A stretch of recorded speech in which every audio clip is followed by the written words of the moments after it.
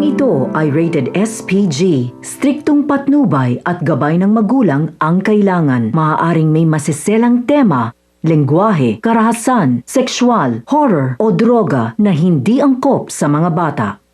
Nanunumbalik lahat sa isipan ni Tanggol ang mga nakaraan at ang mga hirap na kanyang napagdaanan noon. Kaya naisip niyang ito na ang panahon ng kanyang pagbabago kapag tatanggapin niya ang alok ni Olivia. Ganun pa man tuwang-tuwa si Olivia nang malaman niyang tatanggapin na ni Tanggol ang kanyang inaalok. Pero sa isang kondisyon, tatakbo lang raw siya kapag kilala niya lahat ang makakasama niya sa partido. Yun daw may alam sa tungkulin na papasukin nila at mga taong marunong magsilbi sa bayan. Kaya naman nagsimula na ngang nagparamdam si Tanggol sa kanyang mga kabarangay. Natatakbo siya at ang una niyang nilapitan ang chairman sa barangay ng San Dimas. Nagulat at nabigla si chairman nang malaman niyang tatakbo si Tanggol bilang vice mayor ng Maynila. Sinabi ni Tanggol kay chairman na alam raw niya kung paano mabubuhay ang mga tao sa barangay San Dimas. Kaya naman napabilib nga si chairman sa hangarin ni Tanggol. Sinuportahan ni chairman si Tanggol. Si chairman ang nangungunang sumigaw sa mga tao na huwag kalimutan si Tanggol sa darating na halalan. Samantala, nakumbinsi nga ni Jackie si Miguelito